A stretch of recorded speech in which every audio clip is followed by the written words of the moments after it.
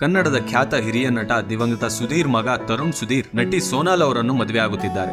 ಈ ನಿಟ್ಟಿನಲ್ಲಿ ತರುಣ್ ಸುಧೀರ್ ಕನ್ನಡದ ಸೆಲೆಬ್ರಿಟಿಗಳ ಮನೆ ಮನೆಗೆ ತೆರಳಿ ತನ್ನ ಮದುವೆ ಕಾರ್ಡ್ ಅನ್ನು ಹಂಚುತ್ತಿದ್ದಾರೆ. ನಟ ಶಿವರಾಜ್ ಕುಮಾರ್, ನಟ ದರ್ಶನ್ ತಮ್ಮ ದಿನಕರ್, ಕೆಜಿಎಫ್ ಚಿತ್ರದ ನಿರ್ದೇಶಕ ಪ್ರಶಾಂತ್ ನೀಲ್, ನಟ ಸುದೀಪ್, ಮಾಲಾಶ್ರೀ, ಉಪೇಂದ್ರ ಹಾಗೂ ಮತ್ತಷ್ಟು ಕಲಾವಿದರು ಮತ್ತು ತಂತ್ರಜ್ಞರ ಮನೆಗೆ ತೆರಳಿ ತನ್ನ ಮದುವೆ ಕಾರ್ಡ್ ಕೊಟ್ಟು ಆಹ್ವಾನಿಸಿದ್ದಾರೆ.